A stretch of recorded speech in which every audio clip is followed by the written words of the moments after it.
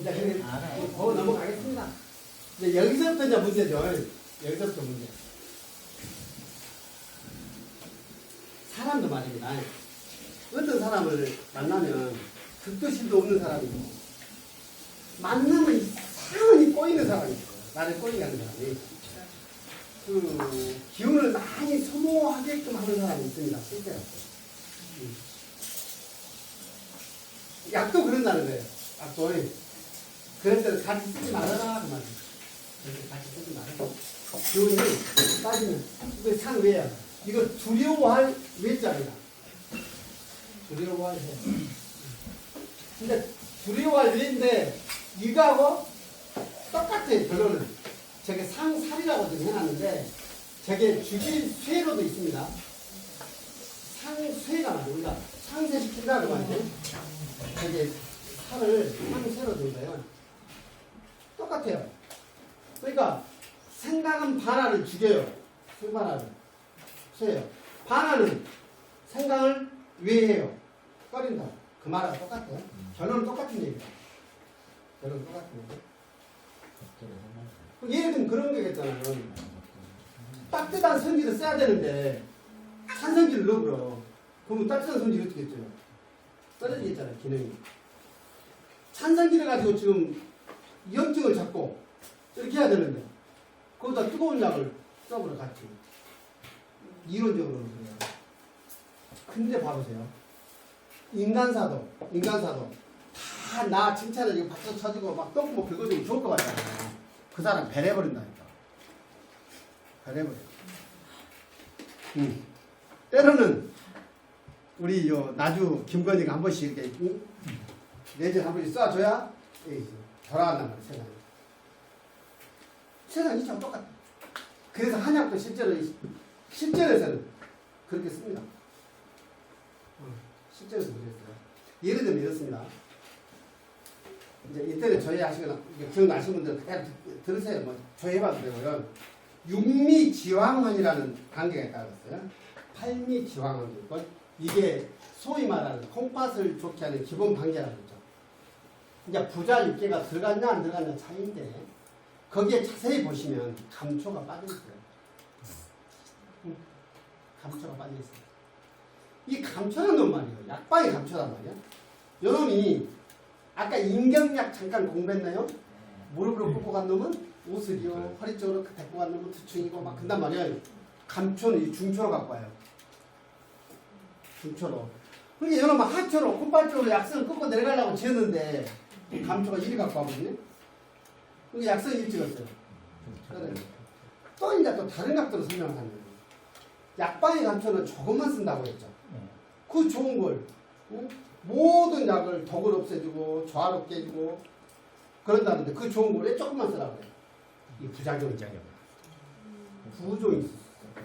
자, 이걸 부종을 왜 올까로 생각하면 콩팥에 부담을 준다고 말하는 사람이 있어요. 감초가 이렇게 설명해요. 근데 때에 따라서는 감초를 쓰는 경우가 있는 거예요. 그거는 그러니까 이게 우리가 수많은 방제책까지만 그거는 수년 동안 약을 쓰는 사람들의 그것이 활투예요. 가감. 그러니까 그 약값은 방제값이 아니에요. 평소에 공부했는데 근데 대부분의 사람들은 뭐예요? 그거 레시피가 딱 내거 솔직히 저니까 그런 거 보고 싶어요. 네, 그거 계속 그렇게 써보면 사람들이 가감이라는 거는 결국에는 5% 차이일 수 있어요. 약을 쓰는 사람들 특징이 있어요. 어떤 사람은 뭐 10대 대보탕을 막 기준을 해갖고 가감한 사람도 있을 거고 예를 들면 그럴 거 아니에요? 어떤 사람은 그래 사람은 콩팥이 짱짱해야 돼. 그러니까 막 콩팥을 탁 바탕에다 깔고 약을 쓰는 사람도 있을 것이고 뭔 소리요? 사람 잘 먹고 잘 써야지.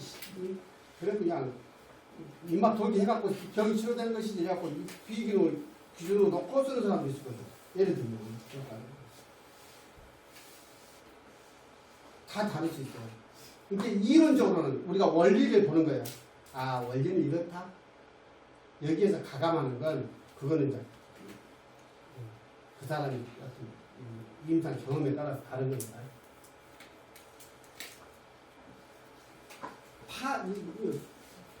이렇게 그런 거예요. 여기 봐보세요. 목단피는 토사자를 위한다고 돼 있어요. 근데 현장에서는 뭐냐면 저게 토사자는 오자반이나 해가지고 자자가 좀 들어간다고 했죠. 판매라도 오자반 넣으면 신중하이라고 해요. 정력대로 쓴다니까. 그런 경우가 있을 수 있습니다.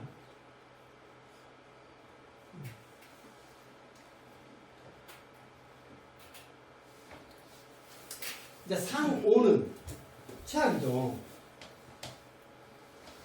저거는 상극인 거예요. 상극. 상극. 이런 경우. 상극. 아. 그러면 여기 뭐죠? 상5하고 싫어하고 미워할 5 그래요. 5자를. 근데 이거하고 뭔 차이예요? 이거는 그러나 두려워하거나 이러지만 쓸 수가 있다고. 왜? 스승 역할을 할 수 있겠잖아요. 예를 들면 이게 바나 같은 경우는 독성이 있다고. 바나를 전문 보고 딱딱 보고 이거 바뀌느라고 본다고. 근데 이거는 뭐 한다? 이거는 상쇄시키는 생강즙을 가지고 요놈 성질을 죽여. 독성을 빼준다니까. 그렇게 응용할 수 있겠잖아요. 아까 성질머리가 지하 같으면 그놈을 조금 누를 수 있는 사람 옆에다 붙여주면 되잖아요. 그럴 거 아니에요?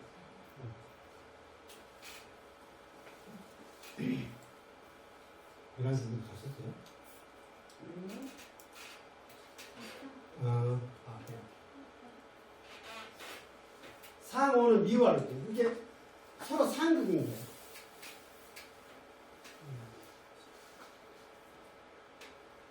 이런 것들이 그냥 보세요.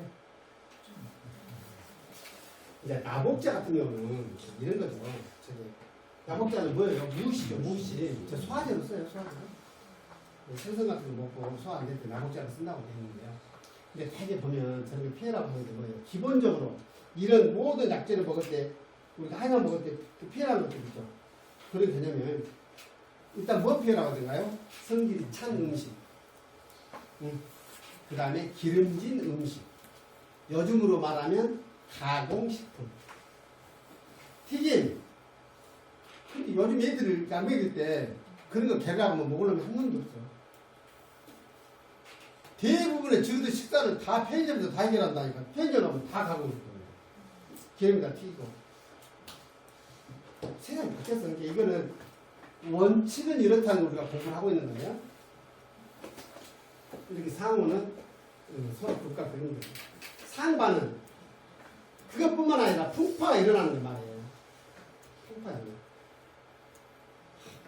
모임 가면은 그 사람만 있으면 말썽이 나는 사람이 있어요. 말썽이 풍파가 상반이야. 거기 없는 일도 생겨갖고 난리가 나거든요.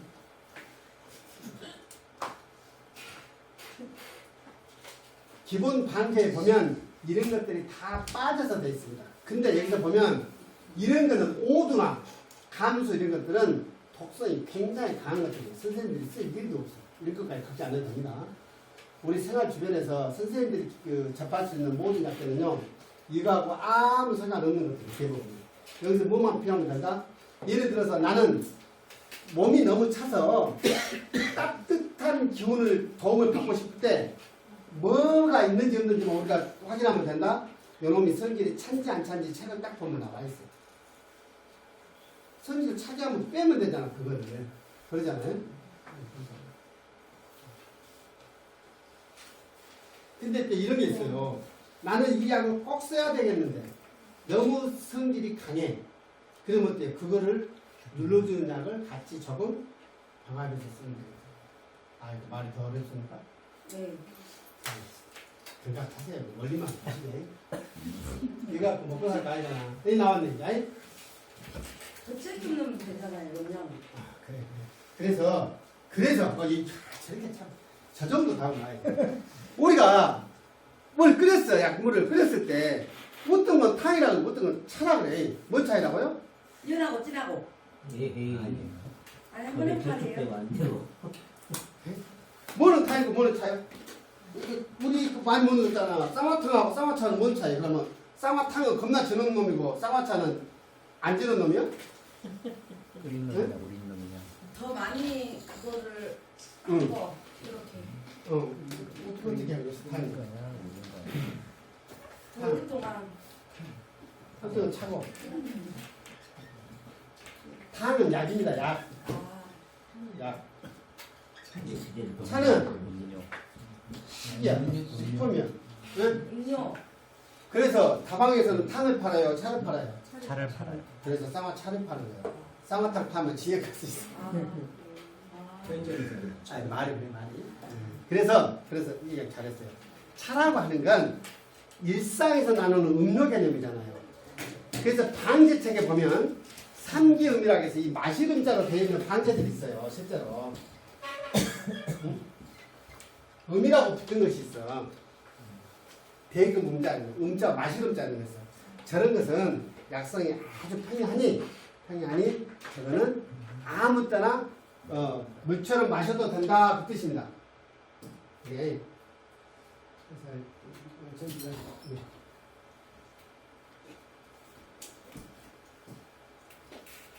이게 다섯 대 이걸 보여드렸는데 이거 황교안 선생이 만든 방향화편이에요. 요즘에 대학생들이 이거 기준으로 공부를 되게 합니다. 여기 보면 이 황교안 선생이 정리를 잘 해놨어요. 잘 해놨어요. 이제 구성을 보시면 저도 이제 예전에 여기 이제 뭐 부조에 대해서 간단히 설명을 해놨고 방제도 있고 그래요. 몸이 부었을 때 이런 방제를 찾아서 써라. 창만 배가 더부르고 갔다니 이 방제를 찾아서 써라. 이런 식으로 정리가 된 거예요. 그래가지고 보면 뒤에 보면 보세요. 위에 보면 여기 제일 윗칸이 있죠. 여기 보면 7자씩 한자가 두 줄로 딱 있어요. 이 약성가라 그래. 칠은절구로 그 약성이 가지는 대표적인 내용을 딱 넣어놨어. 두 줄로. 그리고 여기는 설명이 좀 있고 이제 이거 방제인데 보십시오. 제일 위에가 있고 중간이 있고 밑에가 있죠. 줄이 딱 쳐졌죠. 예전에 족보책 보면 이런 식으로 돼 있잖아요. 학년을 정리하기 위해서 다 그렇게 돼 있어요. 이게. 이유가 있어요. 이유가. 여기는 보면 상통이라고 돼 있어. 상통. 여기는 중통, 하통이라고 돼 있는데 할아버지도 그 염려를 한 거예요. 말로는 생명 다 해놓게 자손들이 후손들이 잘못 쓰다가 배려볼 거니 할아버지가 얼마나 걱정이 됐던지 이 정리를 분류를 해놨어. 제일로 위에 있는 것은 약성이 아주 부드러운 거예요. 그 열어먹고 죽어볼 일은 없어. 한마디로. 응. 죽어볼 일 없어. 타도 안 나. 대기가 중간에 있는 약성이 좀 있어요. 그렇게 열어놓으면 조금 불편할 수도 있고 잘못 쓰면. 제일 밑에는 약성이 강한 것들. 이거 잘못 쓰면 안 돼요. 응? 잘못 쓰면 안 돼요. 그러니까 우리가 있네. 사군자탕 그러면 기약이 대표적인 방제죠. 네. 요거는 다 끓여서 먹어도 된다 이 말이야. 그러니까 상통에다 딱 넣어놨어요.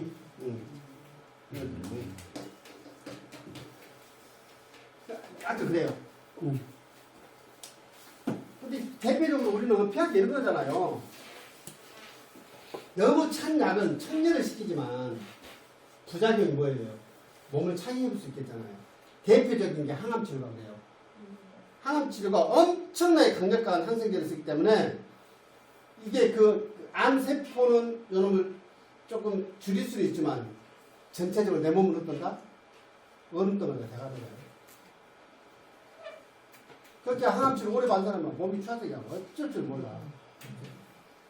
자, 신열한 맵고 뜨거운 약을 어떻다? 산화시켜 뭉친 걸 풀어주긴 한데 어때요?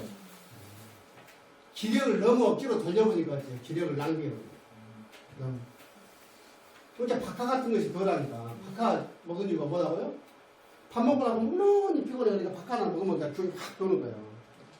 근데 기력이 없어. 그 사람한테 박하 잠깐 주면 되겠어? 안 된다니까. 그래서 그 아로마 공부하시는 분들도 마찬가지예요. 기력이 없는 사람이 향기요법 한다 해갖고 맨날 그 머리맡에다가 향기 피워놓고 그러면 되겠어? 안 되겠어?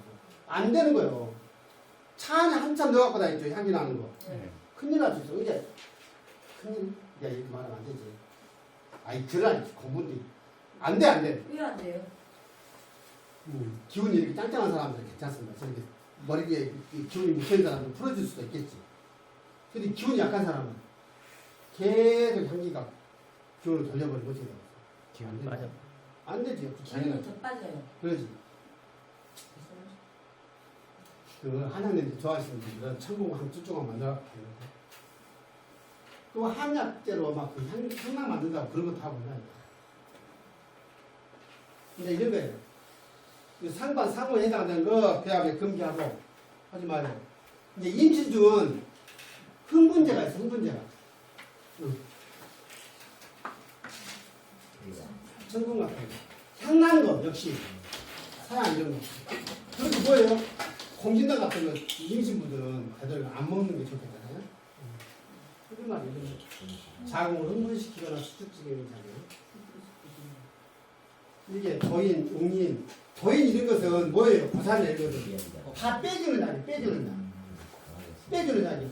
요것을 빼주는 약을 강하게 써버리면 어떻게 된다? 얘기도 뜬다니까. 온배곤이라는 악성 변비약이 있어요. 그 임신부터 주면 안 된다. 큰일 난다고. 이제 한약 먹을 때 피해야 되는 거예요.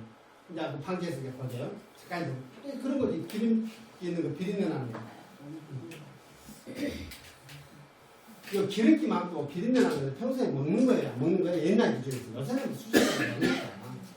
옛날에 안 먹던 거 약 먹으면 이거 먹으면 바로 샀어야 된다니까. 되는 거예요. 잘못하면 탈나는 거잖아요.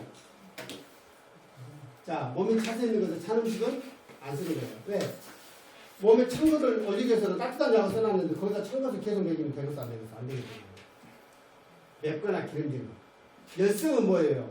그렇잖아요. 열을 발산시키고 열을 내는데 매운 성질은 뭐예요? 열을 더 돌린다는 얘기예요.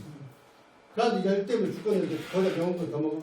나는 열이 많은데 청양고추 먹는 거하고 똑같겠죠. 이런 거. 피부 질환에는 뭐예요? 다가지고 저기 영양학적으로 이론 있을 수 있어요. 새우 같은 경우는 콜레스테롤 수치가 높다는 거예요. 사실 저런 것들 얘기 나온 것들이 이제 물고기 피부 비늘 그렇잖아요. 피부 때문에 문제가 되는데 정상적인 피부 아닌 거 먹지 말아야 말이에요. 요 새우, 게딱지 이런 것은 뭐예요? 아토피 심해지면 상처 나가지고 오래되면 갑자기라 해서 딱지가 안 된다니까. 떨어져 나면 또 열 올라가고 침 올라가고 붓고 또 닦지 않고 이것이 반복이거든요. 자, 소화부장님 튀긴 음식, 튀긴 음식, 감기에는 기름진 음식, 고장 기름이라는 거 먹지 말아야겠는데 지금은 큰 의미가 없습니다. 이 세상에 약을 잘 챙겨 먹는 것도 중요합니다. 보이나? 이제 됐습니다. 이제 실제는 간단히 알아봤는데 원리는 이래요. 그러니까 이제 크게 하면 뜨거운 약을 필요로 할 때 찬약을 섞지 말고 또 찬약이 필요할 때 있잖아요. 근데 너무 뜨거운 약이나 이런 것도 피해라는 약이에요. 우리가 봐봤자 뭐 많은 몇 가지 되지도 않잖아요. 피해야 되니까. 피해야 되는 몇 가지 되지도 않아. 그 다음에 독성을 강한 거는 사람들이 그게 있어요. 자칫 공부를 하다 보면 비방이라는 게 뭐예요? 약이 극과 극으로 강한 것들을 쓰는 거 비방이라고 합니다. 대표적인 부분이 여기 정병도 할아버지라고 임실에 사시는 할아버지가 계셨어. 돌아가셨을 거예요. 그 할아버지가 주사를 써요. 수은을 써요. 법제를 합니다. 그러다 보니까 복골 보죠. 난치병이니까 그 할아버지한테. 그래서 도움 받는 경우가 많았어요. 그 할아버지가. 그러니까 그런 거를 아주 그냥 그 극단적인 벼랑 끝에서 약을 쓴다 생각하면 할지 않아. 내 죽을 것 같으면 한번 먹어보거나 죽어야지. 뭐 이런 다면 모를까. 우리는 그러지 말자는 얘기. 그럴 필요 없습니다. 미리서 우리가 예방하면 그렇게 막 그 복골 보기로 약을 안 써도 돼요.